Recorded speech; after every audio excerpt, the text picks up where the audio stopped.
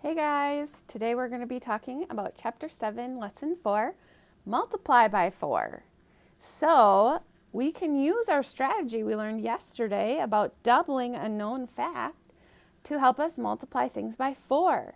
So if we look at the box right there, it says we can decompose 4, which means take apart 4, into equal addends of 2 and 2.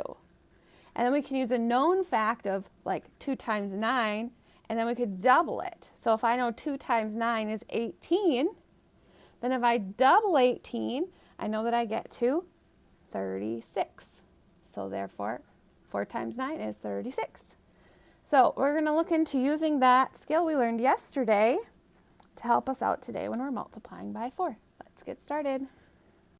All right, so our first example here says a box is packed with 4, oops, let me get my pencil out here. 4 rows of oranges. Each row has 9 oranges. So we've got 4 rows going side to side, and each row has 9. How many oranges are in the box? So we're going to try to find 4 times 9. It says I can decompose or break apart 4 into 2 equal addends of 2 plus 2. I can, which is just what we practiced yesterday, right? I can use the known fact of 2 times 9 and then double it. So I know that 2 times 9, oh, here we go. So 4 times 9 is the same as 2 times 9 plus 2 times 9. I can take 2 times 9s and add them together. So 2 times 9 is 18, and 2 times 9 is 18. If I add 18 and 18 together, which I just did on the last video, we would get 36. I could also just do this. 18 plus 18. 8 plus 8 is 16. 1 plus 1 plus 1, 3. 36. The array, which is right here, shows that 2 times 9 plus 2 times 9 equals 4 times 9. Same as 4 times 9, right? We're just doubling one factor, not both, just one. So 4 times 9 is 36.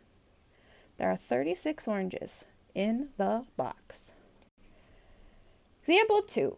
There are 3 bunches of bananas. Here we got 1, 2, 3 bunches.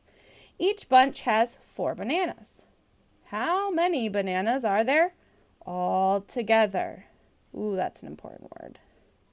Write a multiplication sentence with a symbol for the unknown, then solve. Okay, so what this is saying is we need to find 3 groups of 4, 3 times 4, and then that will tell me the total number of bananas in, I don't know. Where are these bananas? On the page, I guess. Doesn't say like someone has the bananas, someone's eating bananas. Anyways, so what I can do is I can decompose. I can't really cut 3 in half, but I can cut 4 in half. So I could do 3 times 2 plus 3 times 2.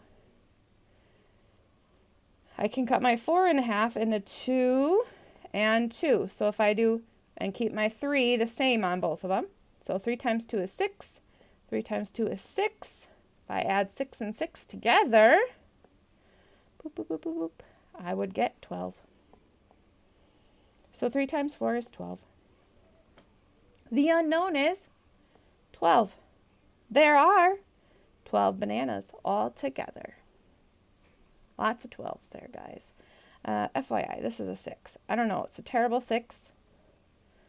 Hopefully you can tell it's a 6. All right, let's keep going.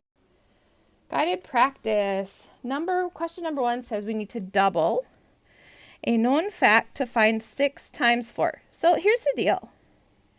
I can tell already which one they want us to break apart, but we could have chosen, right? We can cut 6 in half to 3 plus 3. We could cut 4 into 2 plus 2. So we have a couple ways we could solve this one. We're going to do it the way the book tells us to, though.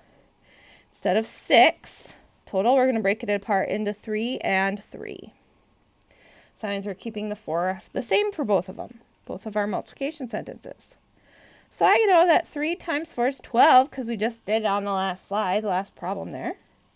And 3 times 4 is 12. 4. Where did a 4 come from?